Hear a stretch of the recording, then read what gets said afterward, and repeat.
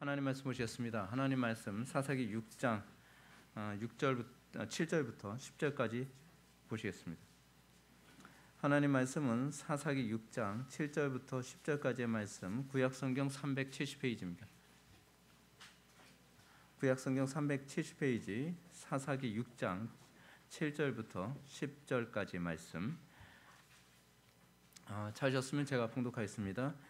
이스라엘 자손이 미디안으로 말미암아 여호와께 부르짖었으므로 여호와께서 이스라엘 자손에게 한 선지자를 보내시니 그가 그들에게 이르되 여호와께서 이같이 말씀하시기를 이스라엘의 하나님 내가 너희를 애굽에서 인도하여 내며 너희를 그 종되었던 집에서 나오게 하여 애굽 사람의 손과 너희를 학대하는 모든 자의 손에서 너희를 건져내고 그들을 너희 앞에서 쫓아내고 그 땅을 너희에게 주었으며 내가 또 너희에게 이르기를 나는 너희 하나님 여호와이니 너희가 거주하는 아모리 사람의 땅의 신들을 두려워하지 말라 하였으나 너희가 내 목소리를 듣지 아니하였느니라 하셨다 하니라. 아멘.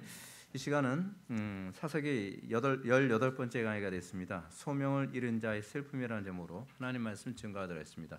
소명을 잃은 자의 슬픔.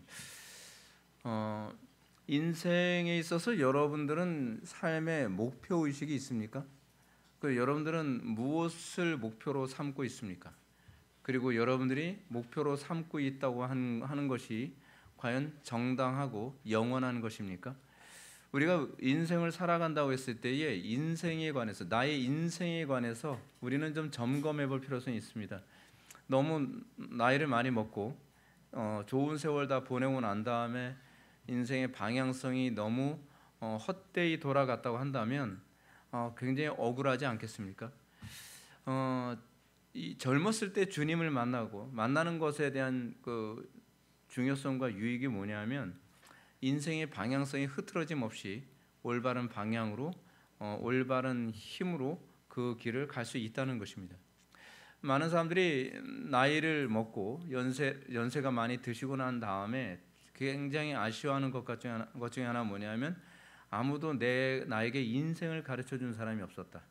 난 나름대로 열심히 산다고 살았지만 나의 인생의 방향성이 너무나 잘못 갔다.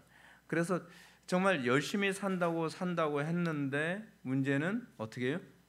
너무 세월을 많이 낭비해버리고 만 겁니다. 우리는 그렇습니다. 이 인생에 있어서 자신이 태어난 것에 대한 목적의식이 없으면 정체성도 희미해지고 정체성이 희미해지면 우리는 내가 도대체 왜 사는가에 관해서 고민하게 됩니다. 이 목적의식을 기독교에서는 소명이라고 얘기하죠. 소명은 우리 본질에 대한 문제입니다. 우리는 의미 없이 태어나지 않았습니다. 우리는 분명한 의미를 가지고 목적을 가지고 태어난 겁니다. 예수를 믿는다고 하는 이 부분이 굉장히 위대한 것 중에 하나 뭐냐면 아무것도 하나님을 믿지 않는 존재들에 있어서 가장 억울함이 뭐냐면 자기 인생이 우연의 산물인 것처럼 그렇게 인식되어진다는 겁니다. 우연의 산물처럼 이 땅에 태어난 사람은 인생을 막 살게 되어 있죠. 아무런 목적의식도 없고 거기서 우연 안에서 윤리를 찾을 수도 없는 겁니다. 그냥 인생에 있어서 소위 목적과 의미를 찾는다고 한다면 기껏해야 뭐죠? 행복하게 사는 겁니다. 한 번 살다 가는 인생, 누릴 거 다 누려보고 그리고 행복하게 살다가 그리고 가는 게 인생이지. 그러니까 인생에 있어서 분명한 영원한 목적의식 없이 순간적인 목적밖에는 없는 겁니다. 매 순간순간마다 어떻게 해요? 거짓말을 하든 사기를 치든 뭐 남에게 폭력을 행사하든 어떻게 하든 어떻게 해요? 내가 행복하면 되는 겁니다. 그러니까 매 순간순간이 목적일 뿐이에요. 그리스도인들은 세상 사람들과 다릅니다. 뭐 안 믿는 사람 좀 원대한 목적의식이 있을 수도 있겠죠. 뭐냐면 나 이 한 몸 바쳐 뭐 나라를 구한다든지 그거 굉장히 원대하죠. 그렇지 않으면 내가 이 인생을 통해서 인류의 미래에 큰 영향을 끼치겠다. 뭐 이제 그게 이제 이 땅에서 하나님을 모르는 사람들이 가질 수 있는 나름대로의 소명 의식이라고 할 수 있지 않겠습니까? 근데 우리가 가지고 있는 소명 의식은 영원한 소명입니다. 우리가 영원한 것을 바라보며 살 수 있게 됐다는 건 굉장히 큰 복입니다. 우리는 이 땅에서 잠시 잠깐 있다가 없어질 것 때문에 우리의 몸을 불사르는 불나방 같은 인생이 아닙니다. 어떤 면에서는 그렇습니다. 우리가 영원한 것에 초점을 맞추며 살아간다는 것은 마치 번데기가 자기 자신의 몸을 다 녹이는 것이 사실은 그 이후의 나비로서의 삶을 보장받기 때문에 사실은 온몸을 녹이는 거거든요. 여러분들 알고 계시죠? 번데기가 그 안에서, 애벌레가 번데기가 됐을 때 그 안에서 어떤 상태인지, 액체 상태거든요. 그냥 그 자체를 다 완전히 녹아서 새롭게 이게 규합이 돼서 이게 나비가 되는 겁니다. 그러니까 이 번데기 속 안에서는 새로운 창조가 일어나고 있는 거예요. 놀라운 일이 벌어지고 있는 겁니다. 그래서 이전과는 완전히 다른 형태로. 그래서 여러분들 애벌레 상태에서는 어때요? 모양이 꿈틀이잖아요. 뭐 우리들은 별로 징그러워하지 않는데 여자들은 되게 징그러. 뭐 엄마야 아빠야 다 찾더라고요. 온 친척을 다 찾고 그러는데 우리는 남자들 같은 경우 사실은 그 꿈틀이 굉장히 귀엽게 보기도 하고 그러거든요. 저도 뭐 집에서 키워보기도 했었고 샤랄라에다 키워보면서 얘가 언제쯤 번데기 되나 언제쯤은 나방 되나 그 관찰하면서 맨날 보면요 귀여워요. 걔도 어쩌다 한 번씩 보니까 좀 못나 보이지 맨날 보니까 막 털 나는 것도 귀엽고 진짜 이뻐요. 진짜 사실이에요. 진짜. 근데 이게 이제 번데기가 됐을 때 우리는 그냥 몸에다가 뭘 이렇게 휘 감고서 이제 번데기 되나 보다 하는데 사실은 번데기가 되면서 그 안에서 온 몸을 다 녹여서 완전히 액체 상태가 되고 그 상태에서 다시 이 부분이 조합이 돼서 나비가 되는 거거든요. 완전히 새로운 피조물이 되는 겁니다. 완전히요. 그러니까 이 땅에서 우리가 살아가는 우리의 삶이 마치 그 애벌레 삶이 전부라고 생각한다는 것은 참 안타깝지 않습니까? 근데 우리는 뭘 믿습니까? 우리는 부활을 믿는 겁니다. 그것을 보여주는 것이 사실은 애벌레와 나비와의 상관관계거든요. 하나님께서는 부활된 이후의 우리의 모습이 얼마나 영광스럽고 아름다울 것인지를 이 나비를 통해서 우리에게 보여주면서 이 땅에서의 삶이 궁극적으로 어디를 목표로 향해서 살아가는 존재인가? 그리스도의 장성한 분량이죠. 그리스도의 영광의 완성에 참여하는 것에 우리는 목표로 두면서 이 땅에서 살아가는 존재입니다.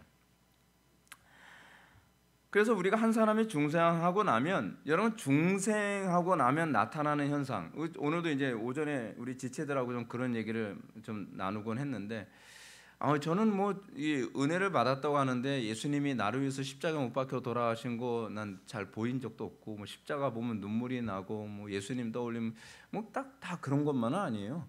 다 그런 것만은 아닙니다. 특별하게 이렇게 은혜 받은 사람들도 있는데 모든 사람이 다 막 십자가에 턱 꿰고 있으면 막 눈물 쏟아지고 그러진 않습니다. 그러니까 성경이 우리들에게 계속적으로 얘기하는 것이 뭐냐면 중생한 상태로서 나타나는 우리의 내면적 변화에 관해서 굉장히 얘기를 많이 하지 않습니까? 근데 그 변화 중에 하나가 뭐냐면 형제 사랑이거든요. 그러니까 여러분 우리가 예수를 믿고 난 다음에 우리에게 나타나는 가장 없어서는 안 되는 가장 중요한 그 변화가 뭐냐면 사랑입니다. 사랑인데 어떤 사랑이에요? 하나님을 마음을 다하고 뜻을 다하고 목숨을 다하고 힘을 다하고 지혜를 다해서 사랑하게 되는 거예요. 이거는요 하나님의 사랑이 우리의 마음에 부어지지 않으면 나타날 수가 없는 신비적인 현상입니다. 그리고 이웃을 내 몸처럼 사랑한다. 여러분 우리 본성에 거슬립니다. 어떻게 이웃을 내 몸처럼 사랑합니까? 그렇지 않습니까? 근데 하나님의 사랑이 우리의 마음에 부어지고 나면 그래서 우리가 예수 믿음에 관한 가장 그 정확한 표징은 가장 확실한 표징을 요한 1서에서는 자꾸 뭐로 많이 얘기하고 있어요? 사랑이에요. 사랑. 그래서 우리의 마음속에 우리가 예수를 믿고 나서 우리에게 소명의식이라는 게 생기는데 소명의식이 생기는 건 사랑이 만들어낸 결과죠. 사랑 자체가 소명 자체가 구원받은 자의 표징이 아니라 우리가 구원받은 우리의 마음속에 하나님의 사랑이 부어지고 나니까 어떤 현상이 생겨요? 어떻게 하면 하나님의 영광을 위해 살 수 있을까? 어떻게 하면 이웃에게 복의 근원으로 살 수 있을까? 근데 예전에는 어떤 마음이죠? 그냥 종교적 열심이 아닙니다. 이건 단순한 종교적 열심이 아니라 하나님의 영광을 위해서 모든 것을 생각하게 되기 시작해요. 그래서 어떻게 해요? 말 한마디도 이것이 하나님께 영광이 될까? 행동 하나도 이것이 하나님께 영광이 될까? 어떤 걸 결정할 때도 이것이 하나님께 영광이 될까? 어떻게 하는 것이 하나님을 영화롭게 하고 하나님을 기쁘시게 드리는 것인가? 여러분, 이거는요, 하나님에 대한 인격적 의식이 생기기 전에는 나타날 수가 없는 현상입니다. 그러니까 종교적으로 여러분들 하나님 영광에 의해서 사세요 해도 잘 안 되죠. 왜 그러냐면 하나님의 존재에 대한 실존적 감각이 없어서 그렇습니다. 그건 하나님의 존재에 대한 실존적 감각이 생겨야만 실제로 나타나는 거죠. 여러분 그렇잖아요. 여러분 실제로 감지되지도 않는 그 신을 위해서 살아간다는 게 여러분 됩니까? 그 인격적인, 그분이 나를 인격적으로 대하고 있다는 걸 감지를 못 하는데. 근데 우리가 예수 그리스도의 십자가 사건이 어느 날 이게 느껴진다는 얘기가 아니라 믿어진다는 것이 중요한 거예요. 여러분들 자꾸 느껴지길 바라잖아요. 뭐 보여지길 바라고. 뭐 십자가 사건 난 안 보이는데요. 난 뭐 느껴지지 않는데요. 느끼라는 얘기가 아니라 믿어지느냐에 관한 문제예요. 근데 저도 안 느껴졌거든요. 저는 그냥 믿어졌어요. 예수님께서 나를 위해서 십자가 못 박혀 돌아가셨다는 걸 그냥 믿어져요. 사실은 합리적이진 않죠. 근데 믿어져요. 믿어지고 난 다음에 제 속에 나타났던 것이 뭐였냐 하면 사랑이었고, 사랑이 소명의식을 낳게 만들죠. 어떻게 하나님을 영화롭게 할까? 어떻게 하면 하나님을 정말 가장 기뻐하시는 목회를 할 수 있을까? 어떻게 하면 하나님께서 가장 기뻐하시는 가정을 이룰 수 있을까? 어떻게 하면 하나님께서 가장 기뻐하시는 인생을 살아볼 수 있을까? 근데 그거는요, 누가 가르쳐줘서 생긴 것이 아니에요. 그냥 자연스럽게 생긴 소명의식이에요. 이웃과의 관계 안에서도 한 명 한 명을 내 소명으로 여기게 되어지는 것. 그래서 이 소명의식은 하나님과 이웃에 대한 사랑에서 출발합니다. 그리고 이 인식은 예수 그리스도의 은혜로 생명을 빚진 의식의 작용이죠. 그래서 여러분들이 내가 중생한 사람인가 아닌가, 내가 하나님의 백성으로 내가 거듭난 존재인가 아닌가를 알 수 있는 중요한 시금석이 뭡니까? 사랑이에요. 사랑. 그래서 요한일서에서 계속적으로 그 강조하는 게 그거 아닙니까? 너 십자가 체험이 있어 없어? 물론 십자가 체험에 관해서 청교도들은 굉장히 얘기 많이 하는데 십자가 체험이 뭐 예수님 십자가 보이냐 그 얘기가 아니에요. 중요한 건 이거죠. 요한일서에서 눈에 보이는 바 형제를 사랑하지 않는 자가 눈에 보이지 않는 바 하나님을 사랑할 수 없느니라라고 하는 거죠. 사랑이에요. 사랑. 그리고 그 사랑 때문에 우리가 사도 바울이 고린도전서 13장에서 뭐라 그러죠? 사랑이 없으면 아무것도 아니다. 그렇죠? 그 13장이 여러분 사랑장이라고 그러잖아요. 그래서 고린도전서 13장에서 내가 천사의 말을 하고 사랑 없어도 할 수 있다는 거죠. 자기 자신을 불 가운데 내어주고 사랑 없어도 할 수 있다는 거예요. 자기가 모든 것을 다 희생하고 사랑 없어도 할 수 있어요. 어떻게? 위선으로요.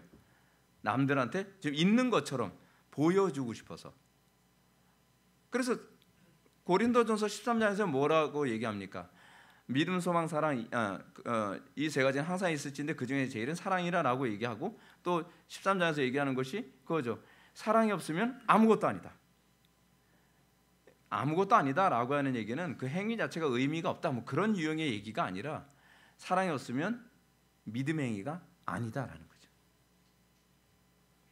그래서 기독교 신앙에서 사랑이 정점에 이르고 있는 겁니다. 사랑이야말로 우리가 하나님의 자녀임을 입증하는 가장 핵심적인 시금석이라는 부분을 얘기하는 겁니다. 그래서 우리가 예수를 믿고 난 다음에 내가 소명에 충실한 삶을 살 때 내가 비로소 기쁨을 느끼게 됩니다. 예수를 믿고 난 다음에 다른 것에서 기쁨을 찾게 되면 안 찾게 된다는 게 아닙니다. 여러분들 예수 믿고 거듭난다 하더라도 다른 것에서 자꾸 기쁨을 추구하게 되죠. 근데 기쁜 것 같은데 영적으로 침체하게 됩니다. 육신적으로는 기쁜데 영적으로는 기쁨이 없습니다. 근데 오히려 육신적으로는 세상의 것을 예전에 좋아하던 것 그런 걸 추구하는 것을 안 하게 되면 좀 아쉬운 것이 있는 것 같은데 우리가 하나님의 나라와 또 이웃의 유익을 위해 살 때 내 속에서 말로 표현할 수 없는 기쁨이 샘솟는 걸 느끼게 되죠. 그 안에서 우리는 뭘 느낍니까? 내 속에 하나님의 사랑이 부어졌구나라고 하는 걸 살아가야 되는 겁니다. 그래서 영적 침체의 아주 본질적인 이유는 사실은 내가 소명을 거부하며 살 때 영적 침체가 오게 됩니다. 왜냐하면 그러니까 소명을 거부하며 산다는 것은 사실은 사랑을 외면하고 있다는 것이고, 이것은 성령을 소멸하는 행위와 연결되기 때문에 그렇습니다. 그러므로 웨스트민스터 신앙고백서를 보게 되면 인간의 본질적 소명에 대해서 이렇게 얘기하죠. 사람의 제의되는 목적이 무엇입니까? 사람의 제의되는 목적은 하나님을 영화롭게 하는 것과 영원토록 그를 즐거워하는 것입니다. 이것이 우리 인생의 목적이죠. 예수 믿고 나서 우리에게 생기는 목적의식이 생겼어요. 예수 믿기 전에는 어떤 의식입니다. 근데 예수 믿고 난 다음에 우리에게는 하나님을 영화롭게 하는 것에서 내가 존재한다는 것을 느끼고, 그 영원토록 그를 즐거워하면서 내 실존을 느끼게 되죠. 아까도 우리 지체들하고 얘기 나온다 이제 그 얘기를 했습니다. 실존주의와 기독교의 차이가 무엇인가? 여러분, 실존주의라고 하는 것은 아까 제가 얘기했던 것 같기도 한데, 실존주의라는 것은 사실은 내가 하나님께 의미를 부여해요. 그게 실존주의입니다. 이전에는 신이 또는 성경이 우리에게 의미를 부여하죠. 성경이 우리를 해석을 합니다. 근데 키에르케고르 때서부터의 실존주의자들은 문제는 뭐냐면, 내가 성경을 해석하고 내가 하나님의 의미를 내가 부여해요. 거기서 내가 존재한다고 생각을 하는 거죠. 그게 뭐라고요? 그게 큐티잖아요. 그게 바로 큐티입니다. 근데 전통적으로는 원래 성경은 우리에게 뭐라 하냐면 하나님이 우리의 가치를 부여하죠. 우리가 하나님 안에서 내가 어떤 존재인지를 알잖아요. 근데 요즘에 타락한 기독교, 소위 철학화된 기독교는 내가 신의 의미를 규정하죠. 그 예를 들어서 뭐예요? 나한테 뭐 성공도 주지 않는 신은 별 의미가 없는 거죠. 나에게 행복을 주지 않는 신은 별 의미가 없는 거예요. 왜냐하면 신을 내가 규정하고 거기서 내가 의미를 찾는다고 생각을 하니까. 근데 우리가 예수를 믿고 나서 우리에게 나타나는 것은요, 하나님이 우리를 규정하죠. 내가 죄인이라고. 하나님께서 나를 규정하죠. 넌 하나님의 자녀라고. 내가 하나님의 형상으로 창조됐다고. 근데 우리는 거기서 나의 정체성을 깨닫게 되죠. 마치 내 고향을 찾은 것 같은, 나란 이런 존재였구나. 나는 이걸 위해서 창조됐고 나는 이걸 위해서 태어났구나. 저는 제가 그런 걸 되게 많이 느껴요. 제가 예수 믿고 나서 왜 이렇게 행복하지? 라고 했을 때 그 행복을 어디서 찾았냐면 내가 하나님의 영광 위에 사는 데서 행복을 느꼈거든요. 그래서 내가 하나님의 영광 위에 살면서 제가 원래 태어나기를 저는 실존주의자로 태어났다 그랬잖아요. 그래서 저는 항상 제 존재를 확인해야 되는 상황이었고, 나는 과연 존재하는가에 관해서도 혼란스러웠으니까 내 존재를 확인해야 되었고, 그리고 내 존재를 확인하기 위해서는 다른 대상에 내가 의미를 부여할 때 내가 존재를 확인할 수 있다고 생각을 했었거든요. 근데 내가 하나님 앞에서 하나님의 자녀다운 삶을 살 때 거기서 내가 존재하고 내가 구원받았다는 것을 내가 확신할 수 있게 돼. 그 사랑이죠. 그렇죠? 하나님을 사랑하는 삶을 살 때 그 앞에서 내 이름은 꽃이 되었다. 뭐 그런 거 있잖아요. 김춘수인가요? 하여간 굉장히 좀 좋은 시예요. 네, 뭐라 그러지 마세요. 좋은 시입니다. 자, 근데 우리가 이 소명을 잃게 됐을 때, 여러분들 예전에 1997년도 영화 중에서 어느 멋진 날이라고 하는 영화가 있었습니다. 그 어느 멋진 날, 이 영화가 이 주인공이 미셸 파이퍼하고요, 조지 크루니가 이제 그 주인공이 되는데, 미셸 파이퍼는 이혼한 여자예요. 근데 이 미셸 파이퍼가 굉장히 일을 굉장히 잘하는 캐리워먼입니다. 근데 이 여자는 자기가 직장 생활하면서 유능하게 살아가는 거기서 자기의 존재를 확인하죠. 그래서 자기가 존재하고 있다는 것에 대한 행복감을 느낍니다. 가정의 아내로서의 역할 이런 거 별로 관심 없어요. 일단은 내가 사회에서 내가 인정받는 사람이 되는 게 되게 중요하다고 생각했습니다. 근데 그러면서 가정이 박살이 났고, 그리고 자기 아들 하나 키우면서 그냥 그렇게 인생을 살아가고 있는 거죠. 그러다가 조지 크루니라고 하는 한 남자를 만났는데, 조지 크루니가 이제 거기서 제가 그 이름을 잘 모르겠어요. 그 영화에서 그 주인공이 무슨 역이었는지. 근데 조지 크루니를 만나는데 이 사람도 이혼한 남자예요. 근데 이 남자는 또 딸을 키우고 있습니다. 딸을 키우고 있는데 다행히 이 남자는 굉장히 가정적인 남자. 실제로 이 사람은 가정적인 남자 아닙니다. 예, 그냥 여기서 그런 역으로 맡은 거죠. 근데 이 두 사람이 서로 이제 교제를 나누면서 이제 아주 이제 이 남자가 굉장히 가정적인 남자라는 것에 대해서 굉장히 호감을 많이 갖죠. 근데 뭐 다 이제 제거하고 이 얘기만 합시다. 이제 어느 날 이제 가정의 중요성을 이 남자를 통해서 이제 많이 느끼게 된 거예요. 그러다가 자기가 중요한 바이어를 만나야 되는 그 시점, 그 시간에 자기 아들이 이 축구 경기를 뛰어야 되는 상황이 된 거예요. 그러니까 엄마가 내가 지금 우린 그렇게 생각하지. 이럴 때 몸이 두 개면 좋은데 하는 그런 상황이 돼버린 겁니다. 바이어를 만나야 내가 출세하고 돈을 더 많이 버는 건데 바이어를 만나야 되느냐? 그렇지 않으면 내가 가정에 충실해야 되느냐? 계속 고민을 하다가 이 여자가 결국 바이어에게 양해를 구하고 자기 아들의 축구 경기를 갑니다. 근데 거기서 기쁨을 느끼는 거예요. 왜요? 엄마로서의 소명. 하나님께서 주신 소명이거든요. 여러분, 우리가 살고 있는 시대가 어떤 시대인지 잘 생각해 보십시오. 남편으로서의 소명이 얼마나 중요한 소명인지를 자꾸 생각하지 못하는 시대에 우리가 살고 있습니다. 아내로서의 소명이 얼마나 위대한 소명인지를 자꾸 폄하시키는 우리의 시대에 우리가 살고 있죠. 그리고 엄마로서, 아버지로서, 부모로서의 역할을 하는 것이 얼마나 위대한 소명인지를 폄하시키죠. 왜요? 이거는 사회에서는 별로 가치 없게 생각하니까요. 하나님이 아무리 규정하셨다 하더라도 이것을 세상은 점점 폄하시키는 그 구조에 우리가 살고 있습니다. 근데 신기한 게 뭐냐면 하나님께서 우리에게 주신 가장 기초적이고 가장 본질적인 소명이다 보니까 이 소명에 충실하면 별거 아닌 것 같은데 여기서 진정한 실존을 경험하게 됩니다. 여러분, 이거 회복해야만 합니다. 이 전 세계가 지금 다 망조로 들어가고 있는 게 뭐냐면 가정이라고 하는 최고의 소명지를 최하의 이 소명지처럼 취급하는 시대에 우리가 살고 있기 때문에 그렇습니다. 그래서 이제 여자들은 그렇잖아요. 나 그 전업주부 됐다. 나 자녀 키운다 그러면 어머 너는 그렇게 많이 배우고 그렇게 재능 많은 애가 어떻게 집안에 방구석에만 처박혀 살아가니? 굉장히 폄하하죠. 그게 얼마나 위대한 그런 위치인데 말이에요. 여러분도 그렇잖아요. 지금 대한민국 사회가 이렇게 된 거를요, 우리가 좀 극단적으로 한번 생각해 봅시다. 예, 극단적으로 한번 생각해 봐요. 이렇게 이해할 수 있죠. 한 명의 엄마가 그 자녀를 잘못 키워서 생긴 현상이 이런 현상 아닌가요?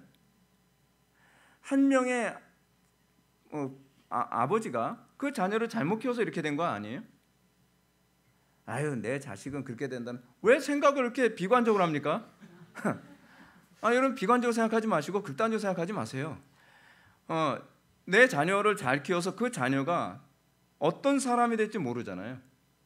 근데 그런 한 사람 한 사람, 그 부모로서 자녀를 양육하는 이 소명이 완성돼서 위대한 나라가 되는 것이고 위대한 기독교가 되기도 하거든요. 제가 이제 그런 숙제를 여러분한테 드리는 건 아닌데 제가 어떤 책에서 그런 얘기를 봤습니다. 요한 웨슬리가 형제가 몇 명인지 여러분 아십니까? 15명. 근데 15명인데 웨슬리가 몇째냐면 12째인가 13째인가 그래요. 근데 그 책에서 이런 얘기가 나와요. 만약에 부모님이 산하제헌하려고 애를 10명만 낳고 말았다고 한다면 인류의 역사는 달라졌을 것이다. 그렇죠? 그러면 누가 없었던 거예요? 요한 웨슬리는 없어요. 요한 웨슬리 바로 그 당시 영국의 영적 대각성 운동을 주도했던 두 사람이 있는데 한 명이 요한 웨슬리고요. 그 동생 찰스 웨슬리가 사실 영적 대각성 운동의 주역이었거든요. 근데 만약에 10명만 낳고 그 나머지를 낳지 않았다고 한다면 요한 웨슬리와 찰스 웨슬리는 태어나지 않았을 거라는 겁니다. 그리고 뭐 요한 웨슬리 부모님 수산나 웨슬리는 굉장히 자녀 교육에 탁월한 분으로 굉장히 알려진 정평난 분이잖아요. 그 소명에 충실한 삶이라고 하는 것이 부분 보게 되면은 별 볼 일 없는 것 같은데 부분이 모여서요 위대한 영광을 드러내게 됩니다. 여러분, 그게 바로 교회의 모습 아닙니까? 한 교회는 별 볼 일 없는 것 같죠? 근데 한 교회 한 교회 지역에 있는 로컬 처치 하나하나가 성경대로 바르게 세워짐으로써 사회를 완전히 변화시키는 겁니다. 여러분, 미국이란 나라가 민주주의가 가능하게 된 이유가 어디 있다고 얘기합니까? 지역교회들이에요. 지역교회들 하나하나가 성경적으로 바로 쓰고 거룩하고 경건하게 되면서 미국의 민주주의가 가능했다고 얘기하거든요. 토크빌이 한 소리예요. 토크빌이. 그러면 지금 오늘날 미국이 왜 이렇게 된지 여러분 아시겠죠? 오늘날 미국이 왜 이렇게 싸구려처럼 돼가고 있습니까? 그래서 제가 아까 오늘 낮 예배 때도 말씀드렸던 것처럼 교회들이 소명의식을 잃어버려서 그래요. 각 개교회 하나하나가 하나님께서 나에게 맡겨주신 소명으로서의 지역교회 역할을 제대로 감당하지 않으니까 결국은 큰 그림에서 미국이라고 하는 거대한 나라가 무너져가는 겁니다. 그건 우리나라도 똑같아요. 다른 교회 잘 되기는 건 둘째치고 우리 교회부터 정확하게 쓰고 내 가정부터 정확하게 쓰고 내 자녀부터 정확하게 쓰면 세상은 바뀌는 겁니다. 오늘 본문에서도 소명을 포기한 성도의 비극이 무엇인지 우리 잘 볼 수 있는데요. 7절 한번 다 같이 읽겠습니다. 7절 다 같이 읽겠습니다. 시작.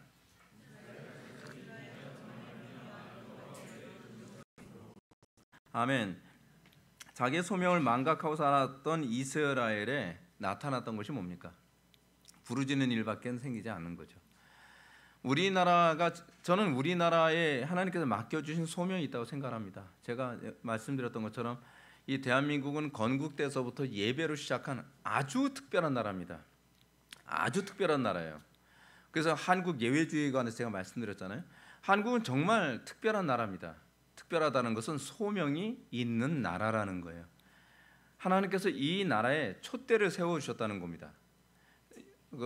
우리가 이 요한계시록에서 보게 되면 소아시아 7교회가 있는데 하나님께서 에베소 교회에게 네가 처음 사랑을 버렸느니라. 네가 회복하지 않으면 하나님께서 어떻게 하신다고요? 내가 촛대를 옮기리라. 소명을 다른 데 주겠다는 얘기입니다. 여러분, 우리에게 소명이 주어졌다는 건 특권이라는 거 알고 계십니까? 하나님께서 우리에게 소명을 주셨기 때문에 우리가 그 복을 누리는 겁니다. 우리가 만약에 우리에게 주어진 소명을 등한시한다면 여러분들에게 주어지는 특권도 그 복도 사실은 없어지게 될 겁니다. 이 대한민국이 존재해야 될 이유가 없잖아요. 여러분, 우리가 잘나서 이 대한민국이 존재하는 게 아닙니다. 하나님께서 이 대한민국을 존재하게 하시는 이유는 뭐냐면 소명이 있기 때문이라고 저는 생각을 합니다. 리빙스턴이 얘기했던 것처럼 소명을 다하기 전에는 사명자는 죽지 않습니다.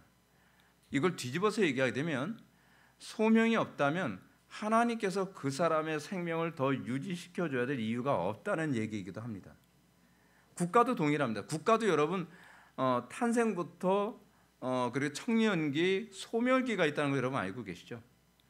하나님께서 이 대한민국을 세우셨을 때는 이 대한민국의 소명이 있기 때문에 하나님께서 풍요를 허락해 주시고 하나님께서 국방력도 허락해 주시고 하나님께서 다른 나라하고 비교할 수 없는 놀라운 복을 주신 겁니다. 이거는 미국도 다르지 않습니다. 미국이란 나라가 여러분 저렇게 풍요롭게 된 이유가 미국이 이뻐서 하나님께서 저렇게 풍요를 주셨다고 생각합니까? 소명 때문입니다. 미국이 전 세계 초강대국이 됐던 이유가 뭐냐면 하나님께서 미국에게 소명을 맡기신 겁니다. 그리고 그 소명에 충실한 기간 동안에 미국이 급성장을 하게 된 거죠. 근데 미국이 그 소명을 버리고 온갖 죄악과 불경건과 또 반신앙적인 태도를 견지하면서 미국이라고 하는 나라가 정치부터 사회, 문화 모든 게 다 썩어 들어가기 시작을 하는 겁니다. 이게 바꿔서 얘기하면 이렇습니다. 인간의 존재는 이 땅에 있는 모든 것들은요 사실은 다 소명과 직결되어 있습니다. 소명을 떠나면 사실은 이제는 남는 건 소멸밖에 없습니다. 그래서 저는 그렇게 생각합니다. 이 대한민국이 계속 유지되게 하는 것은 무엇인가? 그것은 과연 우리 대한민국이 하나님 앞에 그 소명자로서 촛대로 옮기지 않은 나라인가에 관한 문제입니다. 우리가 이 소명을 잃게 된다는 것은 마치 이거와 똑같습니다. 여러분, 물고기가 물로부터 자유롭기 위해 물에서 탈출하면 그 물고기는 죽는 겁니다. 우리가 이 땅에서 소위 자유롭기를 원한다고 한다면 소명이라는 물 속에서 뛰어놀 때 우리는 생명력이 있게 됩니다. 근데 우리에게 있어서 소명된 삶이 불편하고 소명된 삶이 거창스럽다고 생각을 해서 소명에서 이탈하게 된다면 우리는 존재할 수가 없게 되는 겁니다. 그것이 하나님께서 이 땅을 창조하신 모든 것. 여러분 하늘의 해와 달과 별을 보십시오. 여러분들 우리가 창세기를 보게 되면 창세기에서 하나님께서 1월 성신 그 별을 하늘의 별을 창조했다고 얘기하지 않습니까? 이게 보면 이렇습니다. 광명체에 대해서 얘기하는데 1장 14절 보면 하나님이 이르시되 하늘이 궁창에 광명체들이 있어 낮과 밤을 나뉘게 하시고 그것들로 징조와 계절과 날과 해를 이루게 하라. 하늘의 별조차도 해와 달과 별조차도요 그냥 주어진 것이 아니라 그게 소명이 있어서 생긴 거예요. 어떤 소명이요? 징조와 계절과 날과 해를 이루게 하기 위해서요. 징조라고 하는 말이 어떤 말이냐면 이것이 하나님의 이 계시적 의미를 가지고 있거든요.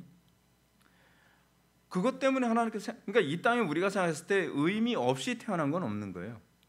만약에 저것이 하늘의 별이 하나가 소명을 냈다. 그거는 뭐 하나님을 모르는 사람들이야 뭐 때가 됐으니까 저 별이 뭐 소멸됐나 보다 하지만 소명을 다 했기 때문에 그렇습니다. 그러니까 어떤 면에서 옛날에 점치는 사람들은 그렇게 생각했잖아요. 뭐 하늘에서 별이 딱 떨어지는 거 보면서 아, 저 사람의 뭐 운명에 닿는 것 같다. 근데 어떤 면에서는 이 땅에 있는 모든 것들이 다 하나님의 소명과 다 연결되어 있다는 차원에서 한번 또 생각해 볼 부분이 있지 않나 하는 생각이 듭니다.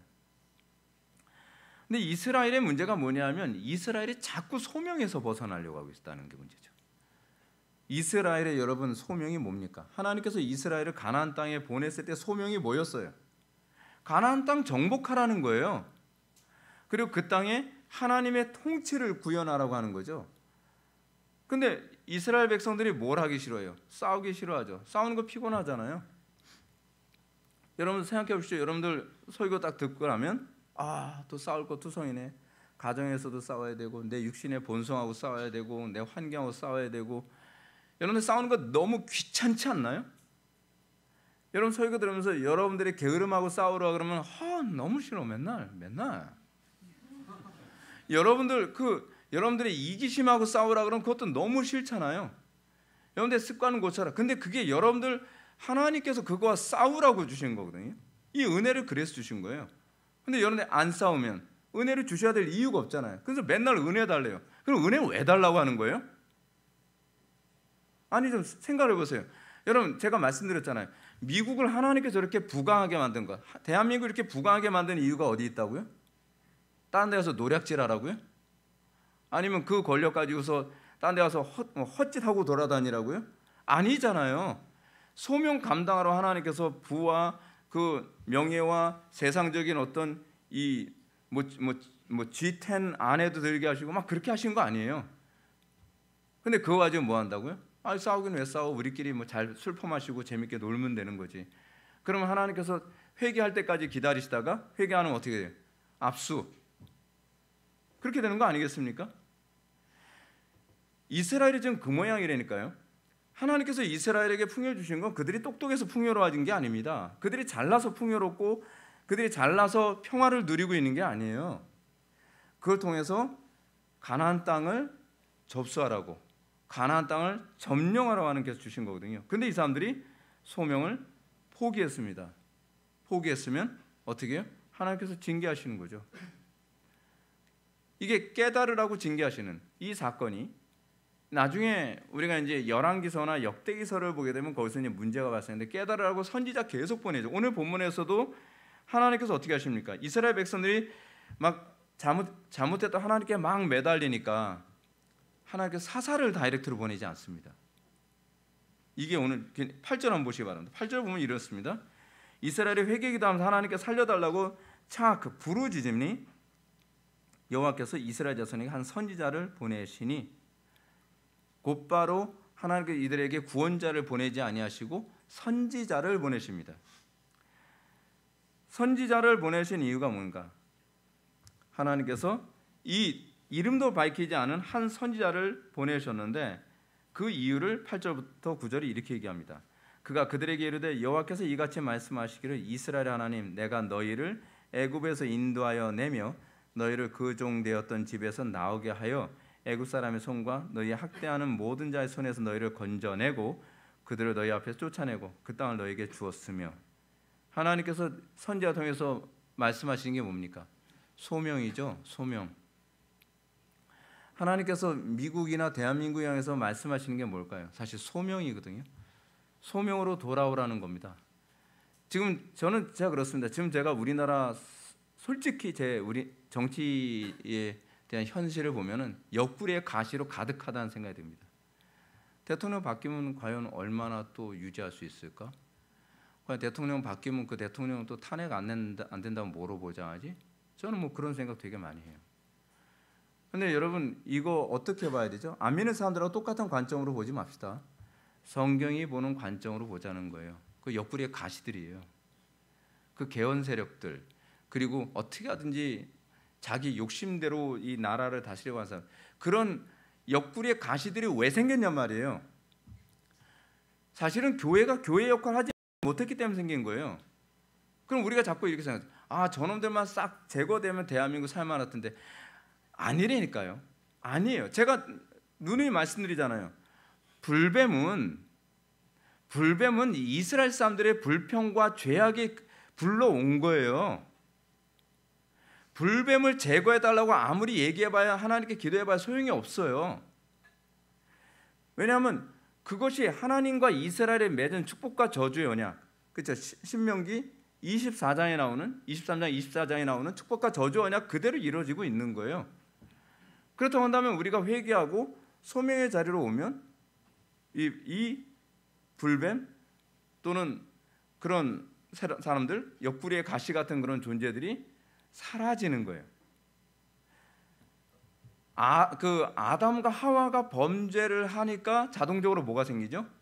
가시덤불과 엉겅퀴가 생기죠. 가시덤불과 엉겅퀴는 죄악의 결과입니다. 회개하고 그리스도께로 돌아오면 이 모든 저주로부터 해방이 되는 거잖아요. 근데 그리스도께로 돌아가지는 않겠다는 거예요. 그럼 자꾸 뭐만 제거해달라 그러는 거예요? 가시덤불과 엉겅퀴만 제거해달라. 자꾸 뭐 불뱀만 제거해달라. 그 제거해 주면 어떻게 하려고 하겠다는 거죠? 아예 또 죄질 거죠. 뻔하잖아요. 죄질 거라면 주님께서 왜 제거를 해주셔야만 합니까? 그래서 저는 우리나라가 이 정치적으로 앞으로 이제 잠시나마 안정이 된다고 하면 제가 해야 할 일은 뭐냐면 한국 교회가 다시 소명의 자리로 돌아오도록 열심히 뛰어야 되겠구나. 저는 제가 생각하는 건 그거예요. 정치 바꾸는 거 아무 소용 없습니다, 여러분. 그나마의 그 국밥이에요. 왜냐하면 그놈이 죄송한데 그놈이에요. 여러분 지금 딱 보이지 않습니까?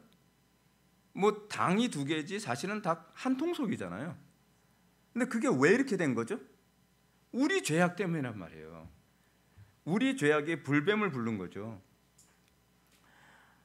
사실은 하나님께서 이스라엘에게 지금 곧바로 선지자를 그러니까 사사를 보내지 않고 선지자를 보내신 이유가 뭐냐면 회개가 우선이라고 하는 부분을 말씀하시는 것이고, 그리고 너희들이 부른 바 그 부름에 합당한 삶을 사는 것이 우선이라고 보여지는 거예요. 근데 여러분 이 얘기가 열왕기서나 역대기서에서는 어떻게 말씀하시냐면 시내산 언약을 다시 떠올리게 하세요. 뭐냐면 내가 너희를 구원한 것은 이방 민족에게 제사장 노릇하게 하기 위해서 너를 구원하였다. 너희를 선택하였다. 그것이 하나님께서 이스라엘의 그 예레미야를 통해서 주님께서 말씀하셨던 내용이었거든요. 제사장 나라 역할 하라고 하나님께서 이스라엘을 선택했단 말이에요. 근데 제사장 나라 역할 안 하면서 뭘 해요? 살려만 달라고 하는 거예요. 살려만 달라고. 그래서 우상 숭배는 계속 지속하면서, 그러니까 하나님께서 결국 어떻게 하십니까? 하나님께서 그 히스기야 왕이 아니죠, 아사 왕 이후인가요? 하나님께서 그렇게 하시잖아요. 하나님께서 바벨론으로 이스라엘을 포로 생활을 하게 만드는 거죠. 소명으로 돌아올 의향이 없다고 하니까. 그럼 소명이 뭘까요? 여러분 그냥 결론적으로 얘기합시다. 우리가 소명으로 돌아온다는 게 뭡니까? 저는 정확하게 알아요. 예배로 돌아오는 거예요. 예배하는 자리로 돌아오는 거예요. 예배는 개떡같이 하면서 무슨 해외 선교한다? 예배는 개떡같이 하면서 무슨 뭐 밥퍼주러 다닌다? 예배는 개떡같이 하면서 뭐요 사회 정화 운동한다? 여러분 그게 소명의 본질이 아닙니다. 소명의 본질은 하나님을 영화롭게 하는 거예요. 그게 어디서부터 시작합니까? 공적 예배에서부터 시작하는 거죠. 예. 공적 예배에서부터 하나님 앞에 내가 굴복하고 하나님 앞에 우리가 완전히 부복하면 그 다음서부터 하나님께서 뭐라 그래요? 내가 새 역사를 시작하겠노라라고 하는 거죠. 여러분 그게 역사 안에서 어떻게 일어나냐? 부흥으로 일어난 거예요. 제가 말씀드렸잖아요. 우리 역사에서 다 배울 수 있죠. 18세기 영국, 18세기 미국은요 정치가 최악이었습니다. 특히 영국은 최악이었거든요. 지금 딱 우리나라 상태 같은 상태예요. 근데 여러분 영국의 정치가 이렇게 고급스러운 정치 상태가 될 수 있었던 이 의회 민주주의는 사실은 굉장히 수준 높지 않으면 안 된다 그러잖아요. 근데 그 민주주의가 가능했었던 이유가 뭐냐면 영국도 원래 저질이었거든요. 근데 요한 웨슬리나 조지 필드에 의해서 영적 대각성 운동이 일어나면서 사람들이 바뀐 거예요. 마치 인종이 바뀐 것처럼 사람들이 바뀐 겁니다. 그렇게 돼서 영국이 지금 저런 상태가 지금 많이 망가졌지만 그나마 지금까지 영국이 유지될 수 있었던 거예요. 뭐죠? 예배예요. 영국이 예배로 돌아오니까 영국이 다시 되살아나고 미국이 예배가 회복되니까 미국이 다시 되살아난 거예요. 그게 언제라고요? 18세기. 예배가 회복되고 나니까 미국에서 북미에서 일어났던 일이 뭐였다 그랬죠? 독립전쟁이 일어나잖아요. 영국으로부터 독립하는 그 일이 소명에 점점 가까워져 가요. 소명에 점점 가까워져 가요. 그래서 2차 영적 대각성 운동이 일어나면서 하나님께 대한 예배가 좀 더 그 초점이 맞춰져 가니까 미국에서 일어났던 것이 뭐예요? 이 흑인 노예 해방 운동이라는 거죠.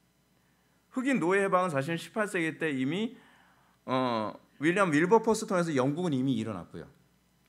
미국은 19세기쯤에 일어난 거예요. 2차 영적 대각성 운동 때. 2차 영적 대각성 운동 때 사실 흑인 노예 해방이 일어났는데 이것이 사실은 교회의 사실 소명에 부합하게 움직여지고 있다는 증거 아닌가요? 그리고 3차 영적 대각성 운동을 통해서 일어났던 것이 뭐냐면 전 세계적으로 선교사를 보내면서 전 세계를 선교화하는, 복음화하는 다 소명과 직결되어진 모습을 보여주고 있는 거예요. 그렇다고 한다면 여러분 지금 대한민국이 왜 이 지경 되는가? 언제부턴가 한국교회는요 소명이 다 무너지기 시작했습니다. 선교사 안 보내요 요즘에. 지금 선교사님들 다 어르신들이에요, 다 노인들. 먼저 번에도 보셨잖아요, 불가리아 선교사님. 불가리아 선교사님도 지금 연세가 이제 거의 80 다 돼 가시는 분들. 근데 후임 그나마 그분은 이제 아드님이 이제 후임으로 오시니까 이제 별 문제가 없는데 곳곳마다 지금 선교사님들이 후임이 없어가지고 70 넘어서 지금 80 바라보시면서 다 지금 선교 사역하고 있는 거예요. 그게 무슨 얘기냐면 그만큼 대한민국이 이제는 선교에 눈을 감았다는 거예요. 요즘 목회자들도 점점 안 나와요. 신학교 간다고 하더라도 신학생들 중에서도 엉뚱한 짓 하는 신학생들이 얼마나 많은지 모릅니다. 그러니까 소명을 잃어버린 한국교회가 점점 하나님으로부터 촛대가 옮겨지는 건 아닌가. 여러분 정말 이거 두려워야 되는 게 뭐냐면 우리가 지금 이루고 있는 동안에 다른 그 동남아 쪽에서요 막 불붙어가지고 부흥이 일어나는 지역이 많아요. 그쪽으로 여러분 촛대 옮겨지면 어떻게 할 겁니까, 여러분? 저는 그게 굉장히 걱정이에요. 지금 풍요로우니까 괜찮다. 여러분 우리가 어떻게 구원받았나 한번 생각해 보십시오. 여러분 우리가 거듭났다고 했을 때 너희가 썩어질 씨로 거듭난 것이 아니라 하나님의 말씀으로 거듭났느니라라고 하는 이 말씀이요 사실은 이렇게 간단한 문제가 아닙니다. 우리가 거듭나는 것도 해산의 수고로 거듭난 겁니다. 그냥 어떻게 하나 보니까 그냥 딱 거듭났나 보다. 아니요, 그렇지 않아요. 여러분 예수님께서 십자가에 못 박혀 돌아가시고 부활하신 사건은요 해산의 수고입니다. 그거 해산의 수고였어요. 그거 제가 막 듣기 좋으라고 하는 얘기 아닙니다. 누가복음에서 예수님께서 말씀하셨어요. 여자가 해산하게 되면 그때가 이르렀으므로 근심하나 아기를 낳으면 세상에 사람 난 기쁨으로 말미암아 그 고통을 다시 기억하지 아니하느니라. 지금 너희가 근심하나 내가 다시 너희를 보리니 너희 마음이 기쁠 것이요 너희 기쁨을 빼앗을 자가 없으리라. 즉 예수님께서는 당신의 십자가 사건을 해산의 수고 사건이라고 가르치고 계신 거거든요. 우리가 쉽게 거듭난 거 아닙니다. 얼마나 하나님께서 진통을 겪으시면서 우리를 낳으신 사건인지 모릅니다. 그렇게 우리를 낳으셔서 우리가 뭐예요? 이제는 막 살라고 하시겠습니까? 아니죠. 우리에게 소명 주신 거예요. 이 소명을 자꾸 망각하니까 내가 내 아들을 십자가에 못 박아 주기까지 너를 사랑하고 내가 너를 구원하는데 네가 소명에 대해서 눈을 자꾸 감으면 어떡하겠니? 라고 얘기하는 거죠. 여러분들 뭐 소명 얘기하게 되니까 그럼 우리 집도 이제 보따리 싸가지고 뭐 이디오피아를 가든지 뭐 만달레를 가든지 해야 되는 거 아닌가? 그 얘기가 아니라 여러분들의 삶의 그 구석구석 가정에서부터 소명 의식을 가져야 된다는 거예요. 제가 왜 이런 말씀 드리냐면 가정에도 충실하지 않은 사람이 뭐 소명지 간다고 뭐 아프리카 간다, 뭐 미얀마 간다, 뭐 막 불가리아 간다, 뭐 외국 나가서 거기 뭐 하고 있냐면 거기서 호의호식하는 선교사들이 많거든요. 선교라고 하는 것은 내가 있는 곳에서부터 시작되는 겁니다. 내가 있는 곳에서부터 소명을 감당하는 겁니다. 어머니로서의 소명, 아버지로서의 소명, 자녀로서의 소명, 학생으로서의 소명, 또 직장인으로서의 소명, 이거 등한시하면서 이 문제가 그거잖아요. 자기 가정에 등한시하면서 맨날 무슨 해외 선교 나간다 뭐 한다. 저는 그런 건 믿지 않습니다. 주님께서는요, 작은 일에 충성된 자에게 큰 일을 맡기시는 것이지 작은 일에 충성하지도 않으면서 내가 소명이 여긴가 봐 하면서 막 그런 사람들이 꼭 가지고 문제 일으키죠. 따라서 하나님께서 이러한 소명을 망각한 이스라엘에 대해서 어떻게 분노하십니까? 10절 보면 이렇습니다. 내가 또 너희에게 이르기를 나는 너희 하나님 여호와시니 너희가 거주하는 아모리 사람의 땅의 신들을 두려워하지 말라 하였으나 너희가 내 목소리를 듣지 아니하였느니라. 하나님은 이스라엘을 애굽 종살이로부터 자유롭게 해준 이유가 소명을 맡기시기 위한 것이었음을 상기시켜주고 있습니다. 이것은 신해성 언약을 상기시키는 거죠. 그러면 하나님께서 이스라엘에게 맡긴 소명이 뭡니까? 선지자 통해서 하신 말씀이 이거죠. 내가 또 너희에게 이르기를 나는 너희 하나님 여호와니 너희의 거주하는 아모리 사람의 땅의 신들을 두려워하지 말라는 것입니다. 이스라엘의 소명은 가나안 신들, 우상들 절대로 의존하거나 그것에 굴복하지 말라는 겁니다. 쉽게 해서 하나님만 경외하고 하나님만 예배하라는 겁니다. 제가 여러분한테 그런 말씀 드렸잖아요. 제가 우리 아이들 딱 태어났을 때 자녀들을 보면서 뭐라고 생각했다고요? 소명 1, 소명 2. 얘네들은 나의 소명이구나. 자녀들은요, 내 소유가 아니라 하나님께서 소명으로 주신 겁니다. 어떤 면에서는 여러분들 아직 뭐 자녀가 없는 분들 막 안타까워하잖아요. 소명을 안 주시는 거라고 생각하시면 돼요. 하나 주셨으면 소명이 하나인가 보다. 둘이면 소명이 둘인가 보다. 뭐 10명 주시면 알아서 하라는 거죠. 근데 우리에게 주어진 모든 환경은요 하나하나가 우연이 없습니다. 여러분 그거 믿습니까? 그러면 나에게 주어진 부분에 있어서 여러분들 소명으로 생각하고 살아갑니까?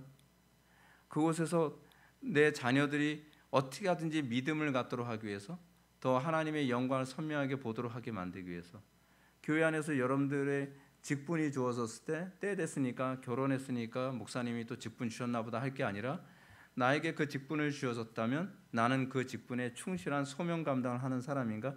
근데 하나님께서 일거수일투족 다 보신다니까요. 다 보세요. 제가 지금 뒤돌아서 생각을 해보면 제가 이렇게까지 목회할 수 있게 된 것도요. 전도사 생활 하나하나를 다 제 소명을 완수하는 과정으로 삼았던 것을 하나님께서 기쁘게 보셨던 것 같아요. 그것이 농축이 돼서 지금 이렇게 목회할 수 있게 된 거거든요. 그것이 농축이 돼서 이렇게 설교하는 법을 제가 몸에 익힐 수 있었고 그것이 농축이 돼서 성도들 한 명 한 명 대하는 법도 제가 익히게 됐고 그것이 농축이 돼서 우리 교회의 시스템이나 이런 신학적인 어떤 흐름이 된 거거든요. 신학교 생활 엉터리 하면서 뭐 하나님 소명, 저는 좀 이해가 안 되는 것 중에 하나 뭐냐면 신학생들이 신학교 공부를 개떡같이 하면서 소명자라고 얘기하는데 도대체 소면을 잘못 알고 온 거 아닌가 싶어요. 아니 자기가 지금 신학 공부하는 것 자체가 소명이라는 걸 의식 못하면서, 그렇잖아요. 그러면서 뭐 복음 들고 뭐 산을 넘겠대요. 아니 책이나 넘으라 그래요. 아니 자기가 지금 현재 읽어야 될 책 하나도 제대로 안 하고 레포트 하나도 성실하게 쓰지 않고 졸업 논문 하나 성실하게 쓰지 않으면서 무슨 뭐 소명을 얘기하고, 그거 다 웃기는 얘기입니다. 그런 말 있잖아요. 우리나라 말에도요. 그 대성 싶은 나무는 떡잎만 봐도 안다고요. 떡잎부터 보면 알아요. 사실은 공부하는 자세를 보면 그가 정말 소명감을 가지고 온 사람인가 알 수 있단 말이에요. 자기의 어떤 사역지, 자기가 부교자 생활하는 사역지 안에서 얼마나 성실하고 충성되게 희생해가면서 하느냐 보면 저는 저거 쓸만한데, 저거는 정말 사명자 맞는 것 같은데, 그런 거거든요. 그러면서 나중에는 내가 마지막을 위해서 지금 몸을 사리는 것뿐입니다, 목사님. 제가 진짜 목사 안수만 받으면 그때는 진짜 제 몸을 떨칠 겁니다. 떨치긴 뭘 떨쳐요. 떨치려면 지금부터 떨쳐야지. 그렇지 않습니까? 블레셋 군인 하나도 때려잡지 못하면서 1000명만 데려왔으면 제가 싸우는 건데, 아유 제가 1명이라서 안 싸웁니다, 그런 거잖아요. 웃기는 거죠 진짜. 주님께서 지금 이스라엘의 문제를 뭐라고 말씀하십니까? 너희가 내 목소리를 듣지 아니하였느니라. 이 말씀 원어로 지역하면 너는 결코 듣고 순종하지 아니하였다. 왜냐하면 이 듣다에 해당하는 히브리어가 이 청종이라고 하는 의미를 가지고 있는 히브리어거든요. 쉐마, 청종. 듣고 행하지 아니하였느니라. 여러분들 설교 자꾸 듣지만 듣는 목적이 뭡니까? 행하기 위해서 아닙니까? 제가 여러분들한테 독서에 관해서도 가까우다 말씀드리지만 독서를 왜 합니까? 잘난 체 하기 위해서 독서합니까? 또는 어떤 지적 일종의, 여러분 그것도 그 쾌락주의라는 거 여러분 알고 계시죠? 지적인 즐거움을 위해서 책을 읽는 거. 언젠가 로이드 존스 목사님이 중독에 관한 부분에 관해서 언급하면서 그 영적 침체에서 제가 본 것 같기도 한데, 중독이라고 하는 부분을 다루면서 자기 자신이 독서에도 중독돼서는 안 된다라는 생각을 하셨다 그러더라고요. 여러분들은 중독 한번 돼봤으면 좋겠다고 생각해요. 나는 독서에 중독돼 본 적이 없어서. 근데 로이 존스 목사님은 책을 너무 좋아하시니까 독서에도 중독되면 안 된다. 그래서 참. 근데 그분이 그렇게 말씀하신 이유가 뭐냐면 우리는 오로지 그리스도만을 바라봐야지 그것조차도 죄가 될 수 있다는 거거든요. 근데 여러분, 우리에게 주어진 소명의 차원에서 봤을 때 우리는 그런 거 하나하나부터가 하나님 앞에서 얼마나 정확하게 우리가 살아가느냐. 그 독서를 자꾸 청종하지도 않을 거면서 자꾸 좋은 책만 자꾸 보고 좋은 설교만 자꾸 찾아다니는 것조차도 일종의 범죄거든요. 범죄입니다. 항상 우리는 배우고 확신한 일에 거하기 위해 배우는 거거든요. 근데 이 문제가 뭐냐면 듣고 행하지 않음에 대해서 하나님이 왜 분노하시냐면요, 하나님 당신 자신을 무시한다고 생각하고 있기 때문에 그렇습니다.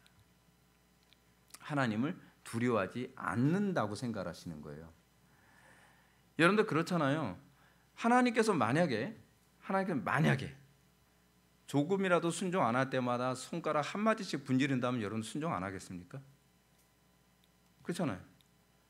조금만 순종 안 하면 갑자기 차가 와서 옆구리를 막 들이받고, 조금이라도 순종 안 하면 갑자기 손가락이 갑자기 막 분지러지고, 막 순종 안 할 때마다 하나님께서 고문하듯이 만약에 막 그렇게 하신다면 여러분들 무서워서라도 하겠죠?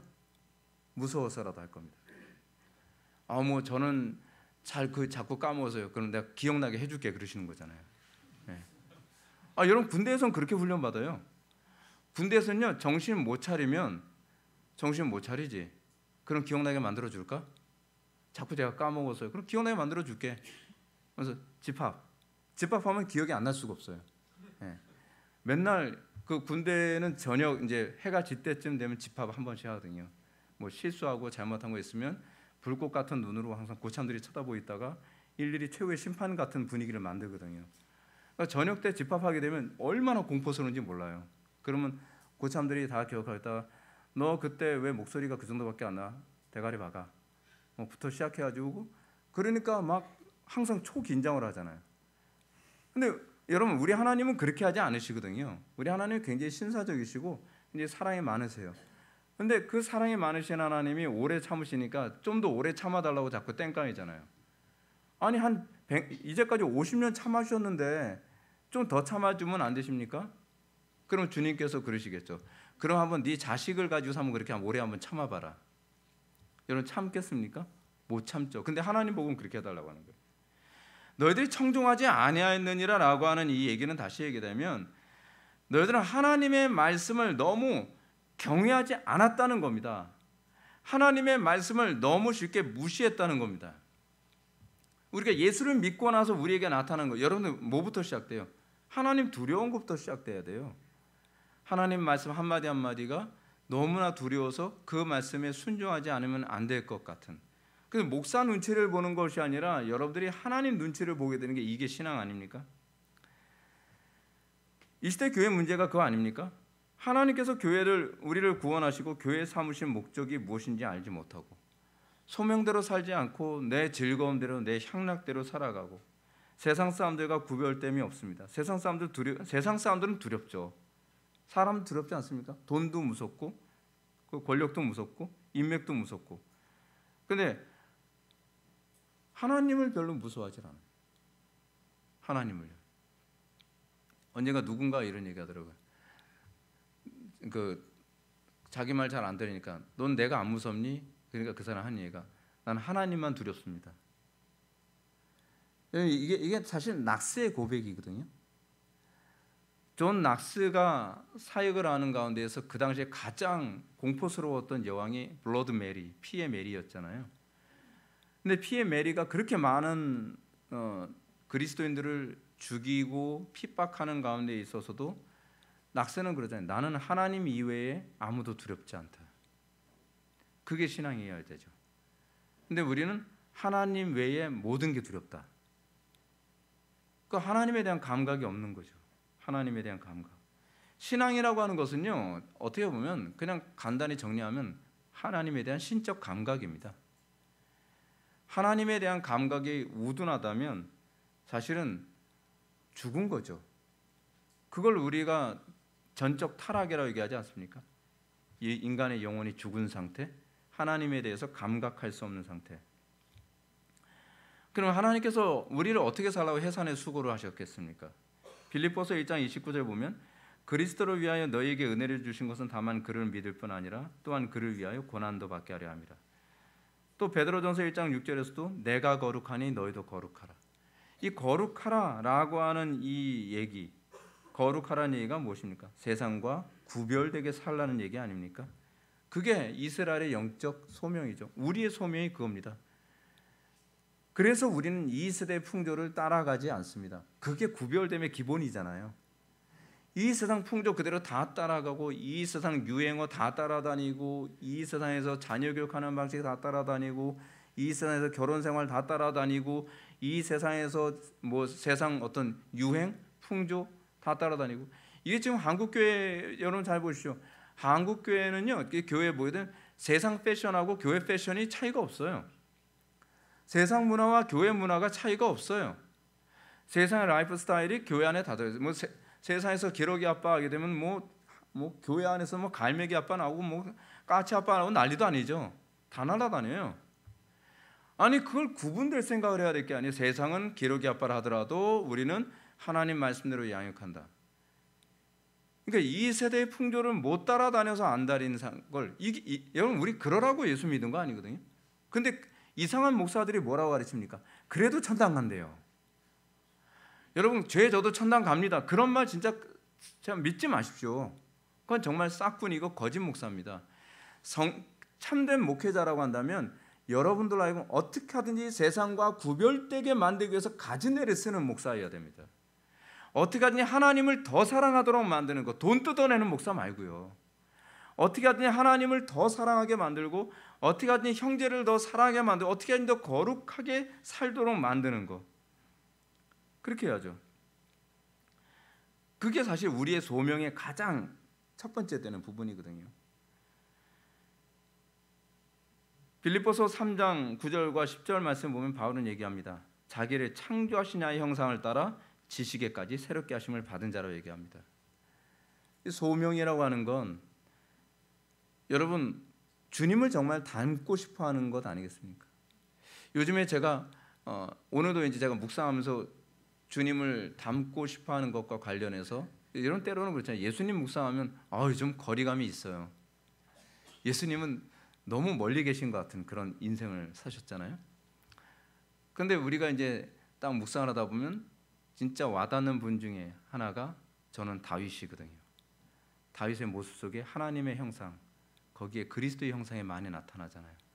다윗의 모습, 또 바울이 그러잖아요. 내가 그리스도를 본받은 것처럼 너희는 나를 본받는 자 되라. 그래서 바울을 또 묵상하게 되고, 그러면서 내가 흐트러진 부분이 이것이구나. 내가 다시 정돈되어야 될 부분이 이것이구나. 우리의 신앙의 선배들 모세나 다윗이나 그렇지 않으면 바울, 이런 분들이 이런 삶을 사셨구나. 그러면서 그리스도를 또 돌아다보는 거죠. 그리스도를 바라보면서 어떻게 하면 더 그분들을 닮을 수 없을까? 근데 그게 우리의 소명, 그 성화라고 얘기하잖아요.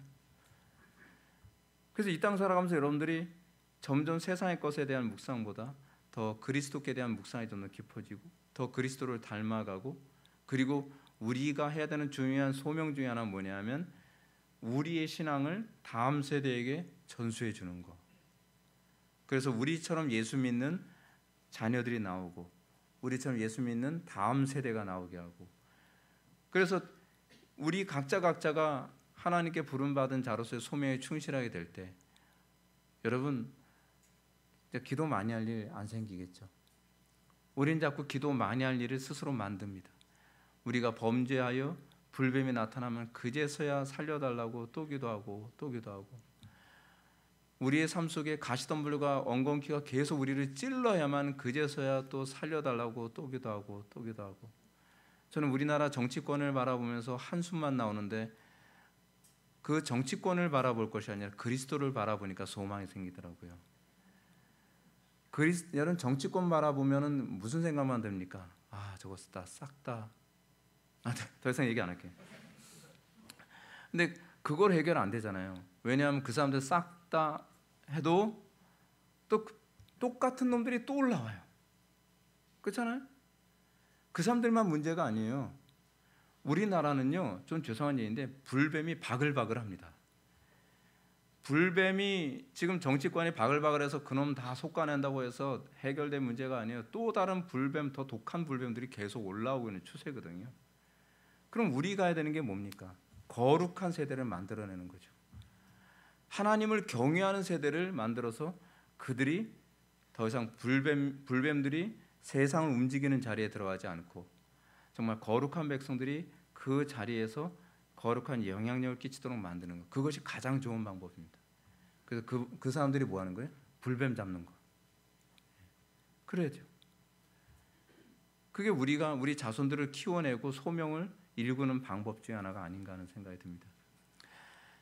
주님 오실 날이 점점 가까이 오지만 우리에게 주어진 이 소명을 기억하면서 나에게 주어진 작은 소명 하나하나부터 우리가 다시 한번 정비하고, 그리고 그 소명 안에서 우리가 하나님을 영화롭게 하는 이 미래를 바라볼 수 있는 저와 여러분들 되기를 주님의 이름으로 축원합니다. 기도하시겠습니다. 사랑이 많으신 하나님, 이 시대가 어둡고 이 세상에 가시덤불과 엉겅퀴로 가득한 것은 우리가 주의 말씀을 청종하지 아니하며 우리가 각자 자기 소견에 옳은 대로 살아가는 그 죄악이 낳은 결과인 줄 압니다. 아버지 하나님, 우리부터 철저히 회개하기 원합니다. 우리의 죄악으로 인하여 또는 우리와 우리 아비가 범죄함으로 이스라엘의 하나님의 진노가 임했던 것처럼 우리의 죄악으로 인해서 이 대한민국에 이런 하나님의 심판이 임한 줄 압니다. 아버지 하나님, 한국 교회가 깊은 잠에서 깨어나게 하여 주시고, 아버지 하나님, 이 회복의 교회를 주님 귀하게 사용하사 대한민국의 미래를 거룩하게 하는 귀한 도구로 쓰임 받게 하여 주옵소서. 우리 사랑하는 성도들 각자가 자기의 삶의 자리에서, 가정에서부터 소명에 충실한 삶을 살게 하여 주옵소서. 예수님의 거룩하신 이름으로 기도올렵나이다. 아멘.